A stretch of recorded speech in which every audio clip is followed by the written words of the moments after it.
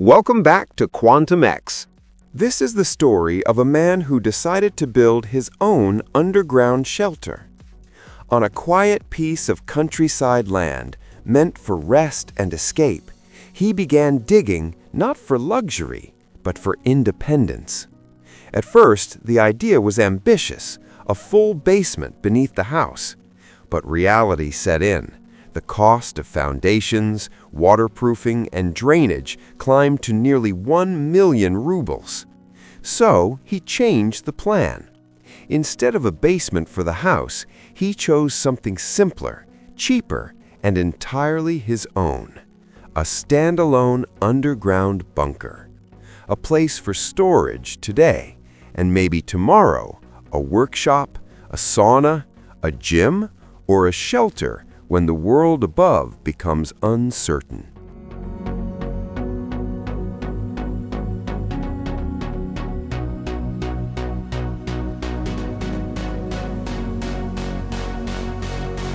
Not everything was done by machines.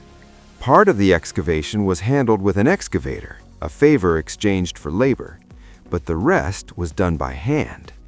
The pit was widened by 1/2 meter on each side, not for comfort, but to move safely and to prevent the walls from collapsing. The soil here is heavy clay, dense, stubborn, unforgiving. Every shovel felt like resistance. Every meter went slower than planned. In the end, reality reshaped the design. The base of the bunker became smaller than originally intended. But the goal remained the same, to build something solid, underground, with his own hands.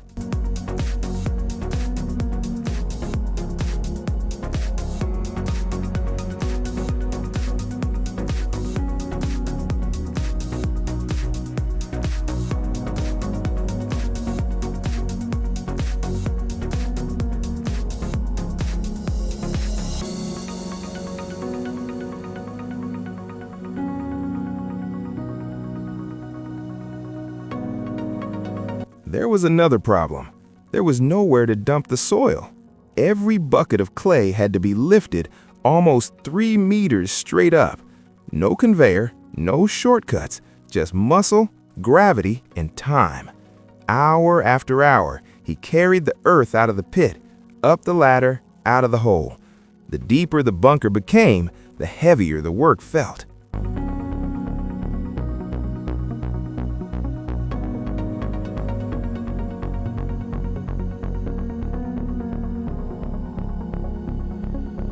At this depth, water is always a risk. Groundwater can rise unexpectedly after rain or with seasonal changes. So before anything else is built, a drainage well is prepared. A simple pit dug deeper than the bunker floor, designed to collect water before it becomes a problem. It's not the most visible part of the project, but it may be the most important.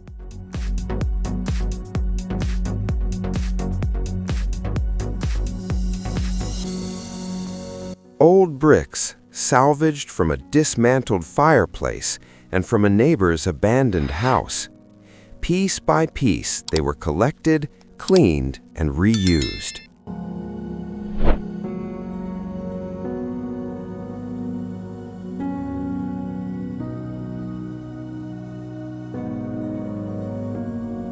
Old asphalt, broken into rubble, spread across the floor, it created a cleaner surface to walk on, less mud, less slipping.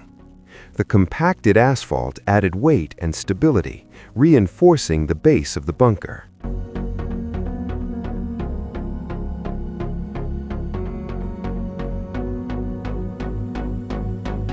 The next stage is waterproofing. Underground, moisture is not optional, it's inevitable. To keep water out, he uses roll bitumen membrane. Each sheet is cut to size and laid with overlapping seams, so water has no direct path through. The membrane works by heat. Using a gas torch, the underside is warmed until the bitumen softens, then pressed firmly onto the ground. The heat melts the surface just enough to seal joints and bond layers together. This solution was chosen for a reason. It costs far less than pouring concrete and applying multiple waterproofing layers while still providing reliable protection below ground.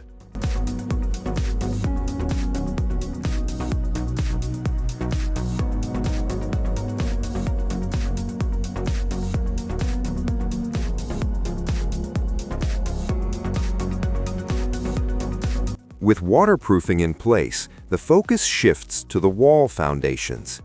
Each line is carefully measured and marked. Instead of traditional removable formwork, bricks are used to create permanent formwork. This type of formwork stays in place. It defines the shape of the foundation and supports the concrete as it cures. Once the concrete hardens, the bricks become part of the structure itself. It's a practical solution, saving time, reducing material waste, and adding extra mass to the base of the walls.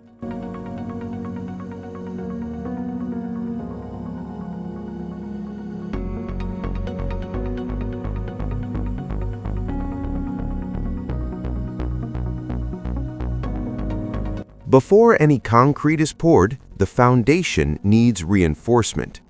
Steel rebar is cut, bent, and positioned inside the formwork. Concrete is strong under compression, but weak when pulled or bent. The steel takes those forces instead. Together, concrete and steel work as one structure, resisting ground pressure, weight, and long-term movement.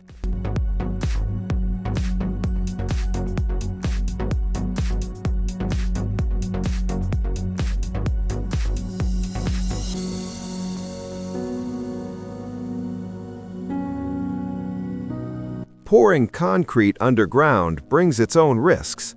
Carrying heavy buckets down a ladder is slow, and one slip could mean serious injury. So, instead of carrying the concrete by hand, he builds a simple solution. Old pipes cut and joined together become a concrete chute. The mix is poured from above, guided safely down into the pit. Less lifting, less strain, and far better control.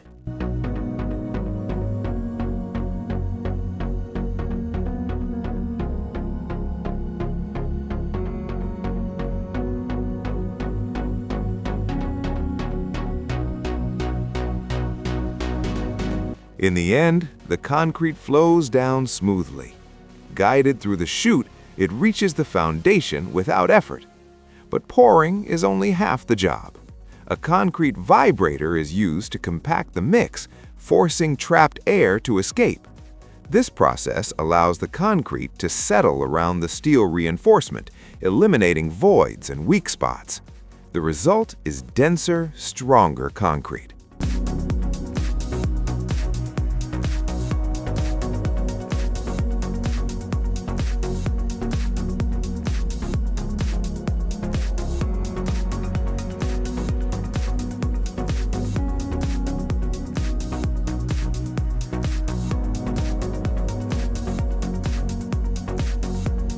The first step underground begins with the stairs.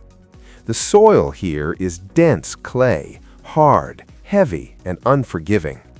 Every strike of the shovel takes effort.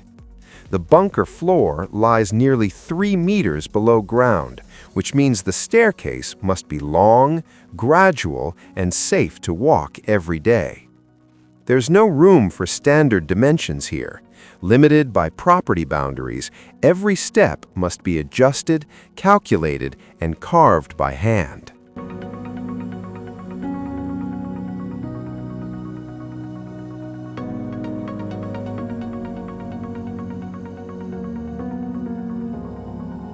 The next step is building the formwork for the stairs. New lumber is expensive, so he uses reclaimed wood, old boards, leftover pieces, materials that still have strength left in them. The staircase stretches about 4.5 meters in length and 1.2 meters wide overall. After accounting for the side walls, 20 centimeters on each side, the walking path is about 88 centimeters wide. It's not oversized, it's not wasteful, but it's wide enough to move safely, comfortably underground. In a project like this, every centimeter matters. Before any concrete is poured, the formwork is lined with plastic sheeting. This layer prevents the concrete from losing moisture to the surrounding soil. Without it, the ground would absorb water too quickly, weakening the concrete before it can properly cure. The plastic is carefully stretched, then secured in place with staples, making sure it won't shift during the pour. With the formwork prepared, reinforcement comes next. Welded wire mesh is laid in place, combined with leftover 6mm rebar. Nothing is wasted if it still serves a purpose. The steel is carefully positioned to maintain at least 5 centimeters of concrete cover. This spacing is critical. It protects the steel from moisture and allows the concrete to work at full strength. Underground, reinforcement isn't optional. It's what allows concrete to resist time, pressure, and the weight of the earth above.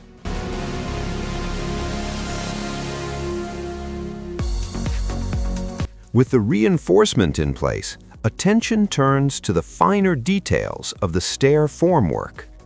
Smooth, reclaimed wooden boards are used for the stair treads.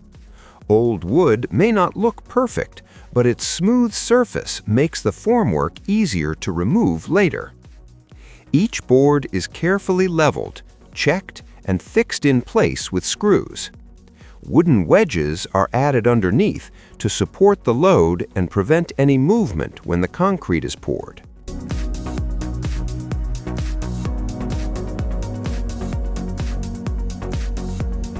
To maintain the correct concrete cover, plastic spacers are placed beneath the reinforcement.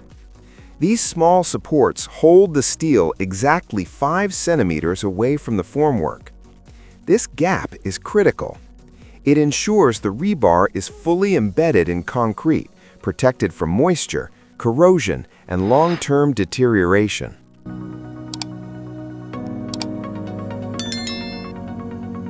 The top landing of the stairs needs extra attention.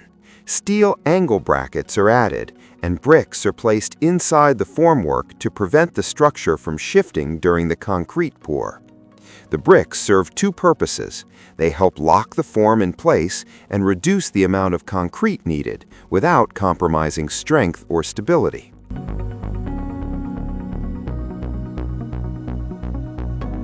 Before the concrete pour can begin, a chute has to be prepared. Using old boards and leftover sheet metal, he builds a custom chute nearly 5 meters long. It's not lightweight, but it's strong, rigid, and able to carry wet concrete safely down into the excavation. In a project like this, store-bought solutions aren't always available. Sometimes you build the tools first before you can build the structure.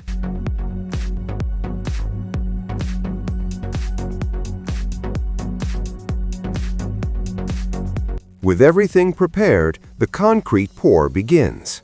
The mix follows a simple, proven ratio: 1 part cement, 3 parts sand, 5 parts aggregate, with an additive for workability and strength. Concrete is guided carefully down the chute, step by step, without rushing. Each stair is vibrated thoroughly to remove trapped air and ensure full contact with the reinforcement. This is not a quick process. The pour continues for nearly 13 hours, non-stop. Underground, concrete waits for no one. Once it starts, the only option is to finish it properly.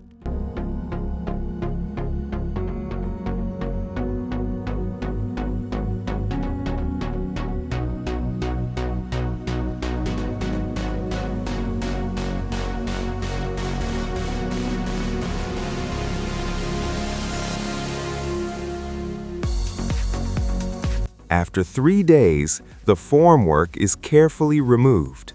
The stairs reveal their final shape: solid, stable, and comfortable to walk on. The slope feels right. Each step lands naturally underfoot. But the work isn't finished yet. Over the next week, the concrete will be kept moist, watered regularly to allow it to cure slowly and evenly. Strength doesn't come from concrete alone. It comes from patience, timing, and letting the material do what it was designed to do.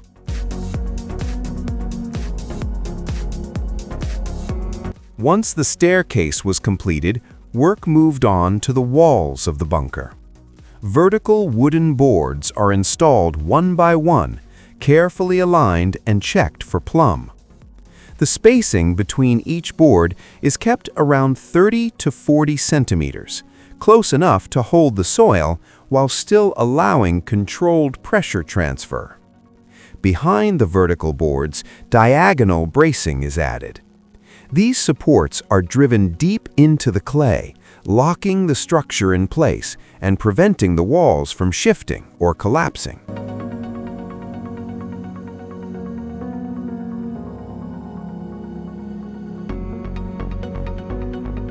For the outer formwork, he chooses a permanent solution, a form that will stay in place. Cement fiber roofing panels, sourced from a neighbor, are repurposed as the exterior face for the concrete pour. At first, it becomes clear the panels can't be fixed directly to the vertical posts. To solve this, horizontal bracing is added, creating a solid frame to fasten the panels securely. Each hole is pre-drilled before driving the screws, preventing cracks and protecting the integrity of the panels. In underground construction, adaptation is just as important as planning. When conditions change, the solution must change with them. Ventilation is planned early, before the walls are closed. A ventilation pipe is placed at the lowest corner of the bunker, where stale air naturally collects. The outlet will later extend 20 to 50 centimeters above ground level, ensuring fresh airflow while preventing water from entering.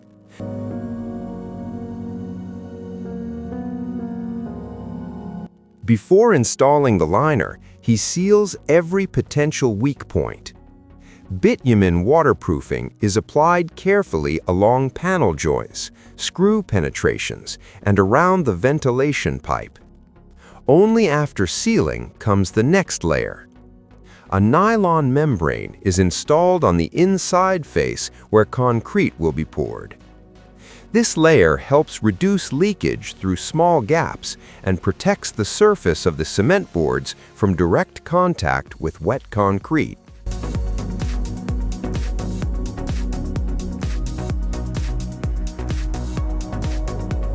Holes are drilled directly into the existing concrete beam at the bottom. Vertical rebars are then anchored into place at intervals of about 50 centimeters. This creates a solid connection between the new wall and the old concrete base. For the horizontal reinforcement, smaller diameter steel is used, spaced roughly every 30 centimeters. It's not an over-engineered solution, but it's strong, practical, and affordable. In projects like this, smart decisions matter more than expensive materials.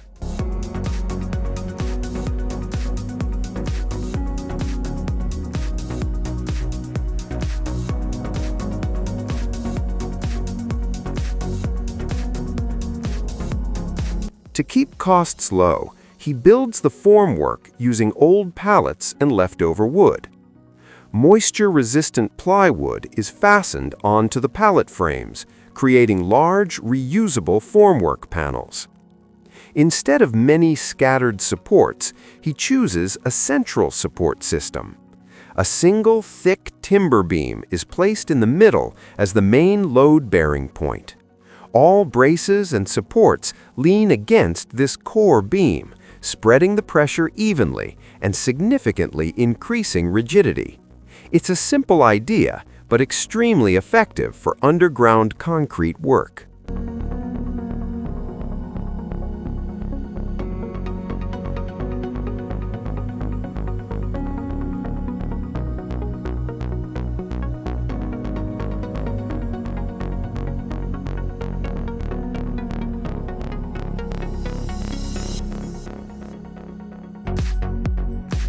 This is the final and most critical step, pouring the concrete. The mix is prepared by hand using a proven ratio: 1 part cement, 3 parts sand, and 5 parts gravel.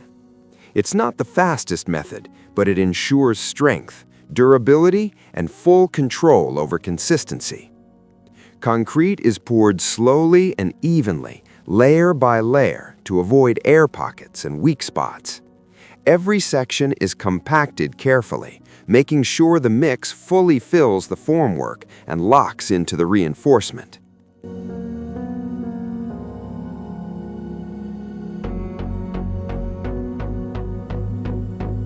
After weeks of digging, framing, and preparation, this pour transforms loose materials into solid structure. Once the concrete sets, the underground shelter finally takes its permanent shape. 1 week after the walls were poured, the concrete has gained enough strength to safely remove all internal supports and formwork. The dismantling process is surprisingly fast, taking only about 30 to 60 minutes in total. Every piece is removed carefully, not just to protect the new concrete, but also to save the wood and screws for future stages of the build. The most difficult part is removing the central wooden post. Over time, concrete has bonded tightly to the wood, requiring heavy hammer strikes to break it free. Even then, care is taken to avoid damaging the post so it can be reused instead of wasted.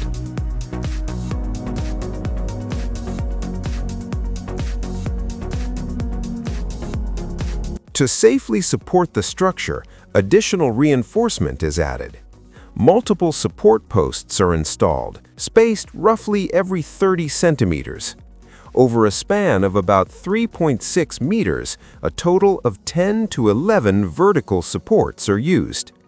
This close spacing helps distribute the load evenly, prevents deflection, and reduces stress on individual beams. After installing the main beams, wooden pallets are placed on top to support the surface panels. These pallets are not permanently fixed. Leaving them loose makes it much easier to remove everything later, once the concrete has cured and the formwork is no longer needed. This approach saves time, preserves materials for reuse, and avoids unnecessary damage during dismantling.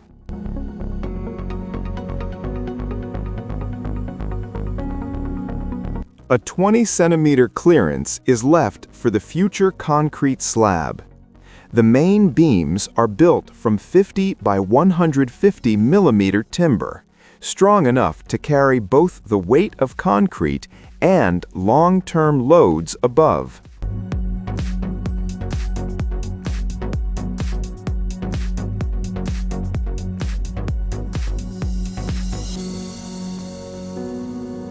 Next comes the top formwork surface. With no plywood available, everything on hand is reused. Old boards, interior panels, DSP and LDSP sheets. Each piece is placed like a giant puzzle, carefully arranged to fully cover the floor area. Every panel is fixed with only 2 screws, just enough to prevent wind lift, but loose enough to be removed easily later. This approach saves money, reduces waste, and keeps the build flexible for the next stages.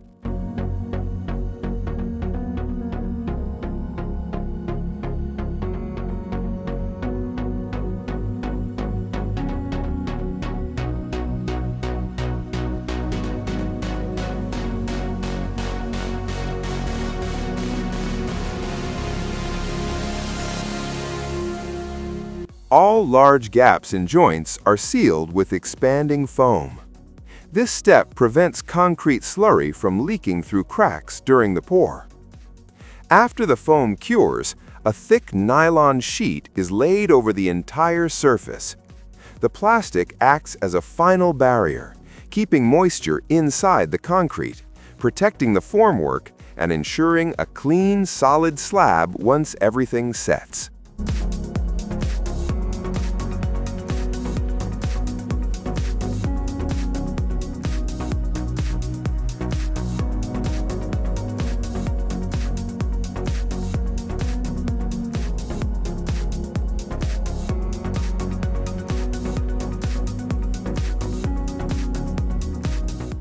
Before pouring concrete, all vent openings and electrical conduits are planned and cut in advance.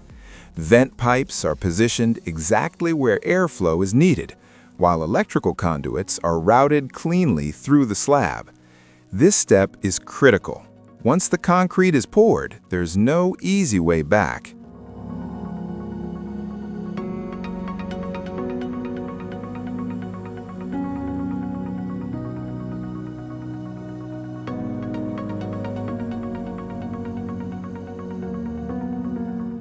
To reinforce the bunker floor, a double-layer rebar system is installed, one layer at the bottom and one layer on top. All steel bars are 10 millimeters in diameter, laid out in a 25 by 25 centimeter grid, covering a floor area of approximately 3.82 by 2.79 meters. Rebar dowels extending from the walls are carefully bent inward, locking the floor and walls together into a single monolithic structure. This reinforcement ensures the slab can withstand heavy loads, ground pressure, and long-term use underground.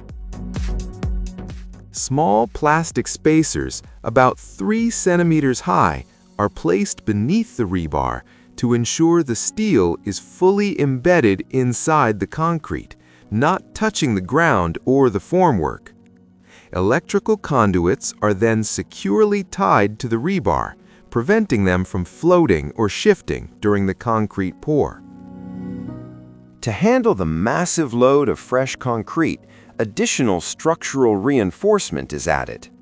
Beyond timber supports, steel pipes are used as temporary load-bearing columns.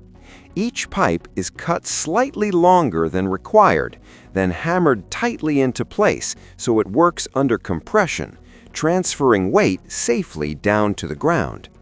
This mixed system of wood and steel dramatically increases stiffness, prevents sagging, and reduces the risk of formwork failure during the pour.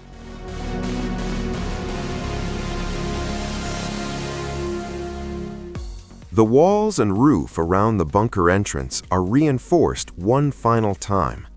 Extra rebar, wooden bracing, and formwork panels are added to this critical zone, where structural stress will be highest. The entrance is a weak point by nature, so it must be treated like a load-bearing element, not just an opening. With everything tightened, aligned, and secured, the structure is now ready for concrete.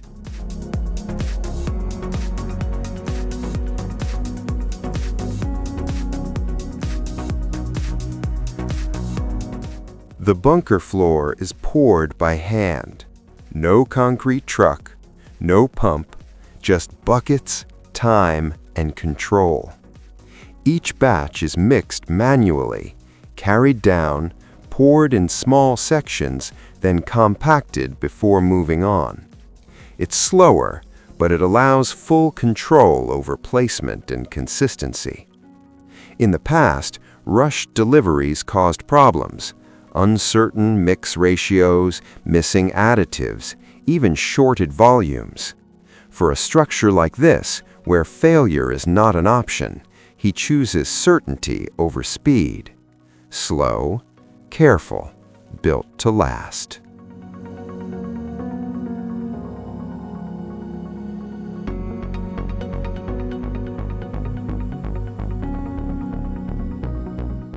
In the next stage, the temporary supports will come down. The structure will be inspected, waterproofed, insulated, and finally buried back into the ground. Keep watching and don't forget to like and subscribe to the channel to support us. With the concrete fully cured, it's time to remove the outer formwork. Old boards, plywood, and bracing are pulled away to reveal the surface of the concrete walls beneath.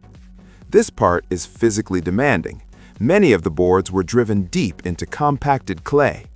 It takes more than 2 hours of hard work to free everything and inspect the results.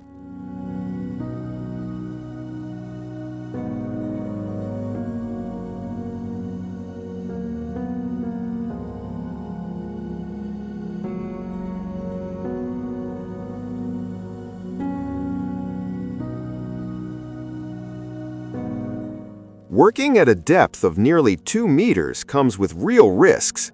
Exposed nails, broken boards, and sharp roofing fragments make every step dangerous. Before continuing, safety becomes the priority. Soil is temporarily backfilled about half a meter around the bunker, creating a safer and more comfortable working area.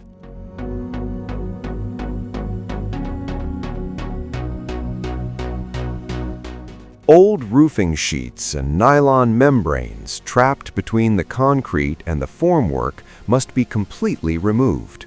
Some sections are tightly bonded and require heat to soften and peel them off.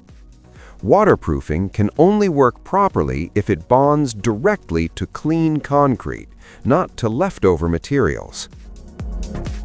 To waterproof the bunker walls, liquid bitumen is prepared on site. 4 buckets of solid bitumen are heated until fully melted. Kerosene or acetone is then added to thin the mixture down to a paint-like consistency. This makes the bitumen easier to apply, allowing it to penetrate joints, pores, and small cracks in the concrete. The mixture must stay hot and be applied carefully. Timing and consistency are critical at this stage.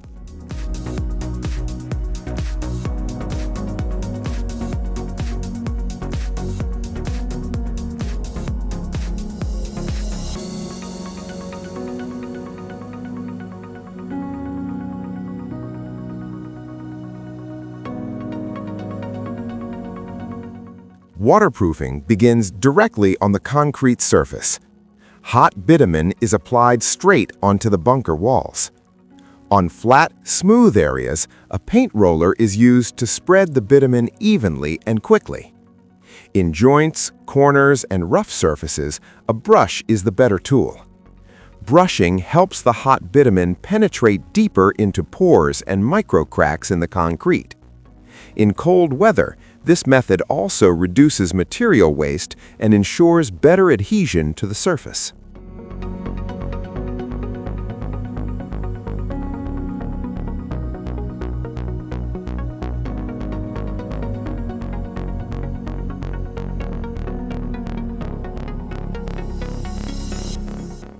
And if you enjoyed this journey, please like the video, subscribe to the channel, and share it with anyone who loves real DIY projects.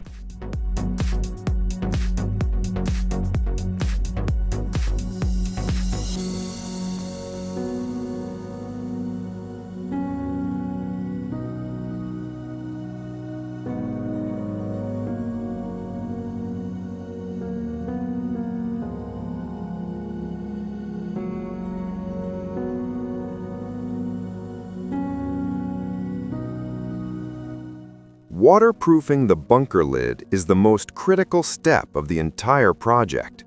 This surface is directly exposed to rain, snow, and groundwater pressure from above. For this layer, the bitumen is mixed thicker than usual and applied in a heavy coat, approximately 2 to 3 millimeters thick. Unlike the walls, the lid requires absolute water tightness. Just this single surface consumes nearly 1.5 buckets of bitumen, a clear reminder that shortcuts here would mean problems later.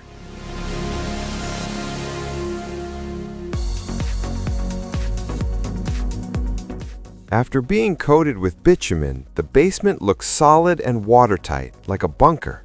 The next stage will be insulation and backfilling.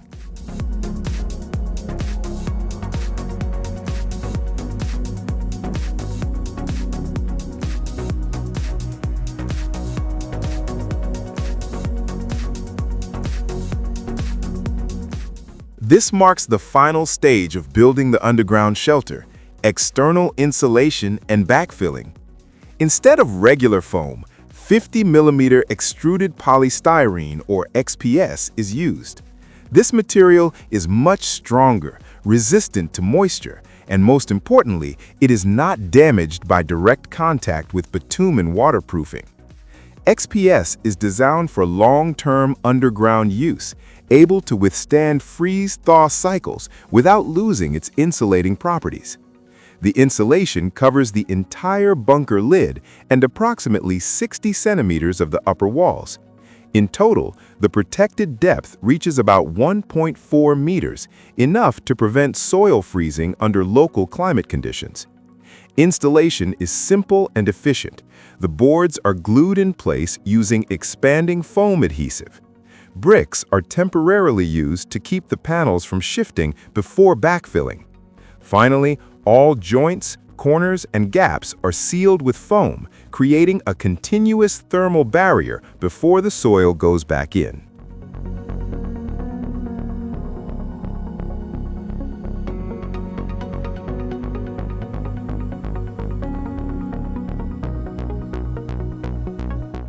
Adding an extra protective membrane is not strictly necessary, since the insulation material is designed to resist moisture and direct soil contact. However, to be safe, a thin layer of plastic film is still applied on the outside.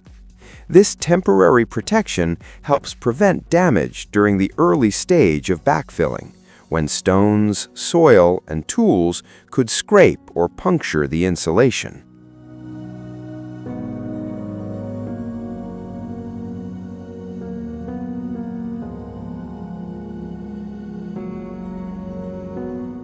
Most of the soil here is wet clay, heavy, sticky, and extremely exhausting to move by hand.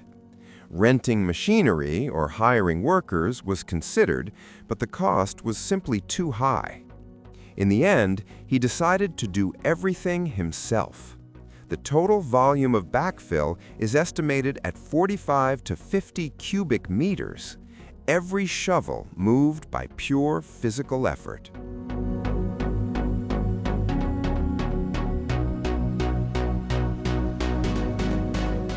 The soil is left untouched through the winter. Snow, frost, and time will do what machines cannot, letting the ground settle naturally. Next year, the surface will be leveled, covered with fertile topsoil, and finally turned into grass. Sometimes the smartest decision is not to rush, but to wait. Nearly 4 weeks after pouring the slab and sealing, it's finally time to open the formwork and inspect the bunker from the inside. Before starting, all tools are prepared and safety gear is mandatory, especially a hard hat. Removing formwork is not just demolition. Heavy timber, pallets, and supports can fall at any moment. The wooden supports come down fairly easily. The steel props, however, are the hardest part. Almost the entire load of the slab has been resting on these welded steel pipes. And that's exactly the point. In practice, this proves the structural design was done right. The load path worked as intended, the concrete held perfectly, and the structure feels solid and reliable.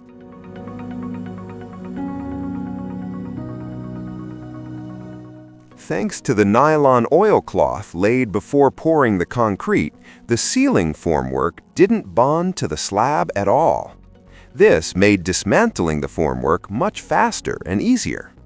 More importantly, the exposed concrete ceiling came out smooth, flat, and clean.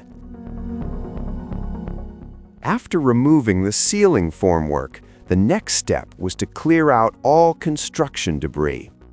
Broken boards, leftover wood, and loose materials were removed to create a safe and open workspace.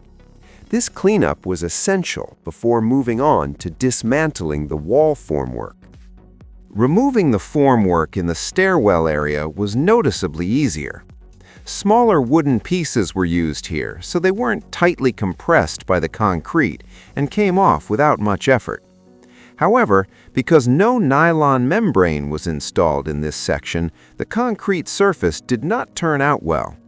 Some areas show voids, rough texture, and minor chipping along the edges.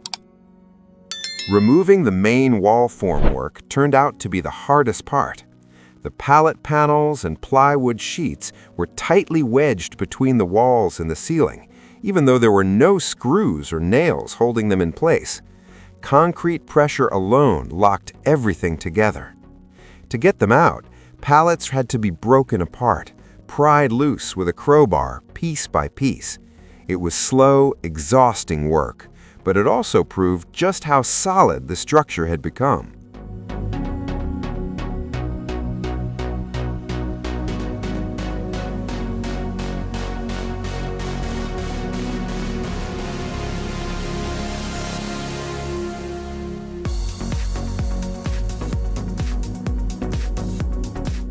Once the formwork is removed, the next step is surface preparation. All sharp edges, protrusions, and uneven concrete joints are ground down using an angle grinder. This step is essential, not for appearance, but to prevent injuries and to prepare the walls for waterproofing and insulation later on. A smooth surface ensures better adhesion and longer-lasting protection.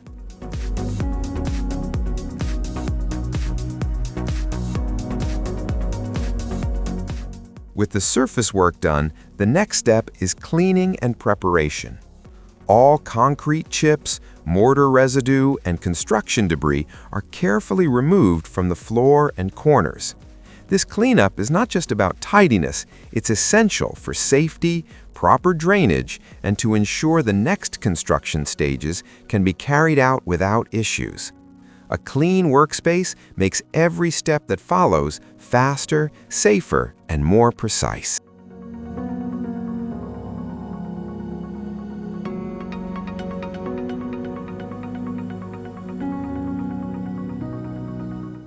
With the main construction finished, the basement now gets a clear purpose. He decides to use this space as a storage room. Until now, tools and supplies were stacked on pallets, unstable, messy, and far from practical. This time, the goal is different. Instead of temporary solutions, he begins organizing the basement properly, building solid shelving to make full use of the space and keep everything accessible and safe. It's a small step compared to pouring concrete, but it marks the moment when the bunker starts being used, not just built.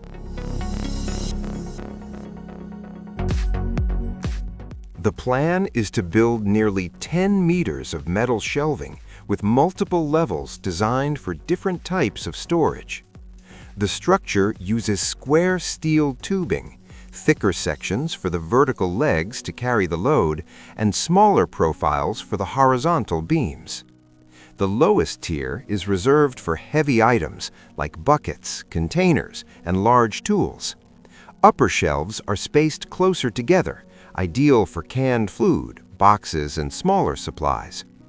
This layout makes full use of the basement walls, keeps everything organized, and ensures the shelves can safely handle long-term weight without deformation.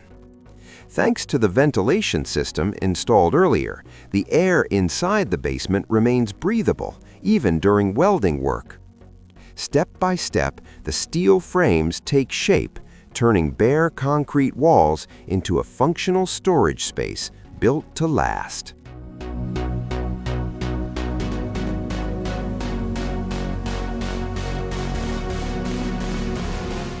For the final step, he chose a light paint color, white, applied using a spray gun for speed and even coverage. The light color helps reflect more light in the basement and makes imperfections in the concrete walls and ceiling far less noticeable.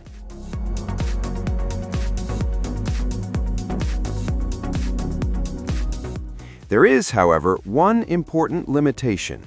The shelf surfaces are made from regular boards, not moisture-resistant panels, and they currently have no ventilation holes. Over time, this could lead to moisture buildup and mold. The plan for the future is to replace them with vlagostoiki, or moisture-resistant boards, and drill ventilation holes to ensure proper airflow and long-term durability.